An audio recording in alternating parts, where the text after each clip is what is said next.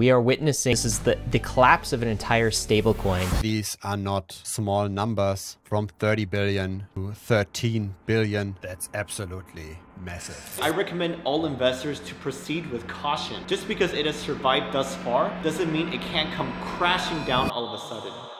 6 weeks before I am filming this video, Terra was the largest algorithmic stablecoin and the 8th largest crypto project in the world. But after crashing more than 99% in a matter of days after the UST stablecoin became unpegged from the price of $1 and started dropping rapidly, today Terra LUNA token is almost worthless. But what caused this sudden crash? Was this a case of an overconfident founder pushing unproven technology? Or was there a concerted attack on Terra to try to crash the entire crypto market? Similar to what George Soros did in the 1990s when he shorted the British pound. So in this video, I'm going to dive into the fascinating rise and fall of Terra and its founder, Do Kwon, explaining how a Stanford graduate built the largest algorithmic stablecoin in the world and a multi-million-dollar fortune before losing it all overnight. I'll also get into the details behind why Terra ultimately ended up collapsing, talking both about why Terra entered a death spiral with its Luna token shedding value on its out-of-control collapse, and what kickstarted the crash in the first place. And finally, what does this mean for stablecoins or even the entire crypto ecosystem going forward? So hit the like button if you want, and let's start our story in 2018 with a couple guys who set out to build a modern financial system that didn't rely on banks. Their names were Daniel Shin and Do Kwon. Both were extremely bright, with Do Kwon graduating from Stanford before working at Apple and Microsoft, and Daniel Shin graduating from Wharton before working as a consultant for McKinsey. And both had very ambitious dreams for the future. Together they started Terraform Labs, a company which would build the Terra blockchain network, designed to facilitate DeFi transactions through a decentralized, price-stable cryptocurrency. And we'll get to what that really means in a minute, but what's most important here is the Terra project created two separate cryptocurrencies. There was Luna, which is an investable crypto just like most you've probably heard of, like Bitcoin or Ethereum. And then there was also UST,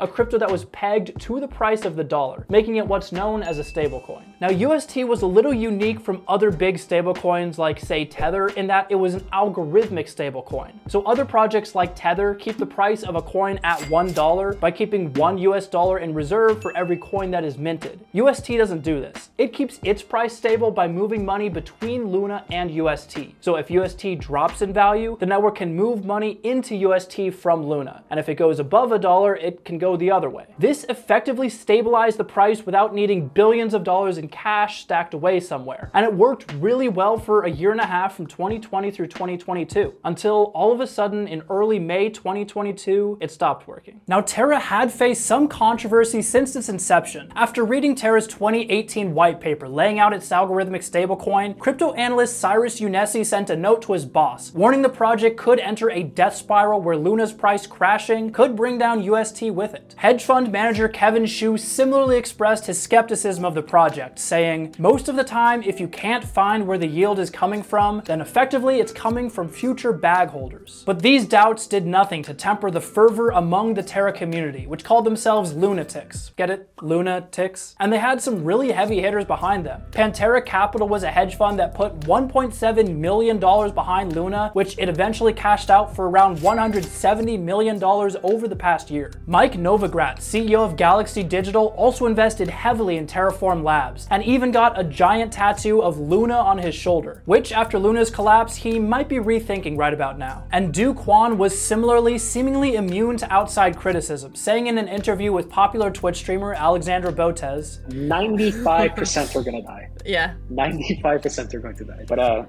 there's also entertainment in watching companies die too. Do Kwon even named his daughter Luna, tweeting, "My dearest creation named after my greatest invention." Which, now that I think about it, maybe the tattoo wasn't so bad. This is like me deciding to name my kid Enron. But while Kwon remained steadfastly confident in Terra as the amount of money being added to Terra's money market account, Anchor started increasing exponentially, as people poured money into UST to take advantage of yield rates as high as 20% getting paid out for staking the UST token. Then, then, on May 7th, everything changed at once. On the 7th, someone cashed out several $100 million of UST. Luna and UST face extinction from a multi-billion-dollar bank run. That's billion with a B. On May 7th, 2022, people started selling UST in mass, driving the price below the $1 peg it was supposed to maintain. The algorithm attempted to stabilize the coin by moving Luna into UST, but it simply couldn't keep up with the massive amount of value being pulled out of the ecosystem every hour. Several large crypto wallets started moving Ethereum to UST, with this wallet moving around 1,000 ETH to UST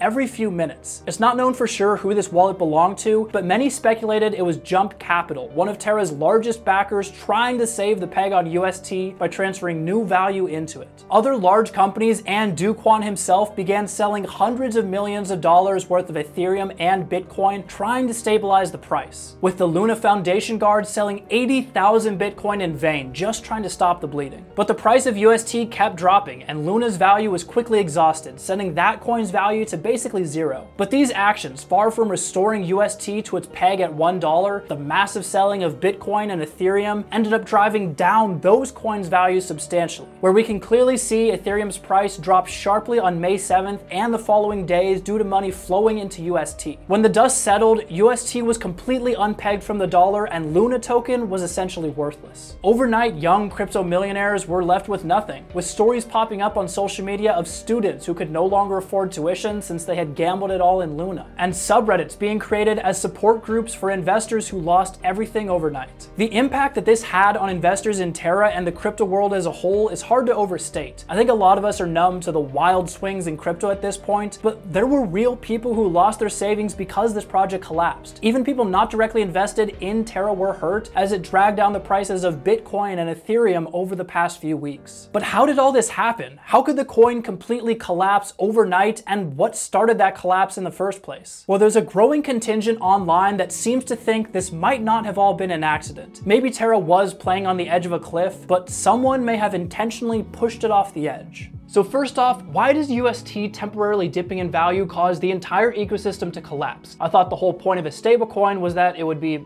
stable. Well, ordinarily UST would be stable, but that assumes two things are true. Number one, there is a sufficient supply of Luna to stabilize UST's price. And number two, there is enough value in reserves to pay out UST's very high 20% staking rate via the Anchor protocol, which is basically like a money market account or a savings account for UST. But that 20% yield rate is where we first start to see problems. Paying out 20% simply for holding a token is obviously not sustainable, and Terra knew that. The only reason UST could pay that much was because there were big investors basically fronting the money, trying to grow the size of UST's user base. But at some point, UST started growing big, like top 10 largest cryptos big. And we can even see how its growth rate took off exponentially 3 months before the crash. This led many to worry that the stablecoin was becoming like a house of cards, where people were holding UST just for the yield, but they would dump it once the rate started dropping. Even back in November 2021, this tweet called out how a focused attack by a large enough investor could crash the price of Terra while being very profitable for the attacker, similar to what billionaire George Soros did to the Bank of England on a day known as Black Wednesday. A trade that made Soros $1 billion but was very damaging to Britain. Do Kwon saw this tweet and dismissed it offhand.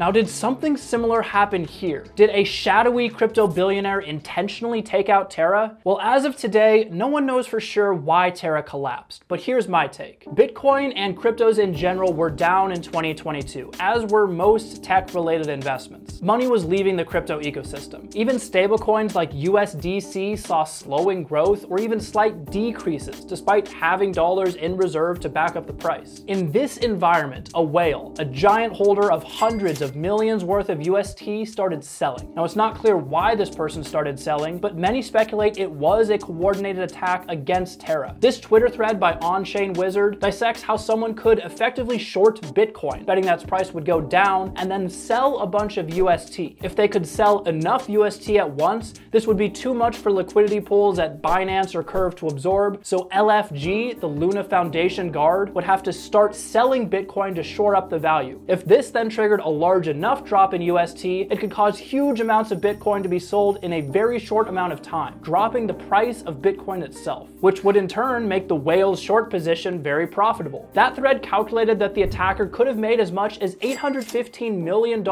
if the move was intentional. Lucas Atumuro, I hope I said that right, head of research at Into the Block, said, "The large withdrawals appear to be timed precisely at the moment when Luna was most vulnerable," which, while not conclusive evidence of someone doing this intentionally, is definitely suspicious. But even setting aside for a moment the question of whether or not someone intentionally kickstarted this crash, many are wondering if a so-called stablecoin that can be manipulated this easily is even useful, and that maybe this is just proof that algorithmic stablecoins will never be successful and at some level are all just a Ponzi scheme. This is supported by another high-profile stablecoin crash we saw in the past, Titan and Iron Finance, which crashed to $0 in September of 2021. See, with an algorithmic stablecoin like UST and Luna, or like Titan and Iron Finance, you need to pay out incentives to keep the price stable. I'm only going to trade my Luna for UST if I get a little bit of profit off of every trade. The issue is the money for that incentive needs to come from somewhere. In the case of Titan and Iron Finance, it came from other investors. As long as 2 people put their money into the system after you could farm a really high yield and make money. And then those 2 people could similarly make money as long as 4 more people put in money after them. And on it went until the whole thing ended up collapsing under its own weight. And while Terra had a fund to support these yields, maybe in the long term its fate was inevitable. You can't rely on something growing forever. But there was another stablecoin that seemingly did survive a depegging event a few months ago, Magic Internet Money. This stablecoin dived all the way down to 97 cents per coin briefly last November, with its balance on Curve very out of whack at the time. But it ended up recovering and continuing on since then, though it has experienced a little more volatility since Terra collapsed. So maybe this tells us that Terra could have survived its initial drop in UST's price if people hadn't panicked and started selling. Or maybe it means nothing, since MIM is just a fraction of the size that Terra ultimately reached. But that's not the end of the story. See, Do Kwon is nothing if not persistent, and he doesn't think Terra is done for quite yet. He tweeted that he plans to rename the existing Terra network to Terra Classic, and then create a new Terra blockchain like a phoenix from the ashes. And while he did express his condolences for the pain his invention has brought, he is ready to jump right back in with a new version of Terra that, as far as I can tell, is not substantially different from the original. Now bear with me here since I'm recording this almost a week before I publish it, so there may be more recent updates. But as of today, Terra's website has been updated to show a coming soon message for Terra 2.0. Luna investors, as well as Korean UST holders, are currently suing Do Kwon, and they have filed both civil and criminal lawsuits against the founder. Now this isn't Do Kwon's first time running afoul of the courts, after a US district court ordered him to comply with an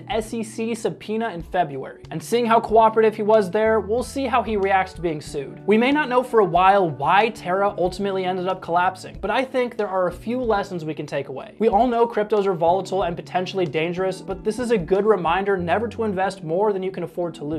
It's also a good reminder to do your research and trust your instincts on crypto projects. If it seems too good to be true, it probably is. Of course, even if you do your research and you're investing in a supposedly safe top 10 crypto, you can still get burned. So diversify your investments. That way, in hindsight, events like this are just road bumps on your path to building wealth rather than derailing you completely. Now, if you have some Terra losses and you want to offset them a little, Voyager will currently pay you $25 in Bitcoin when you sign up using the link in the description. Don't forget to like and subscribe, and I'll see you next time.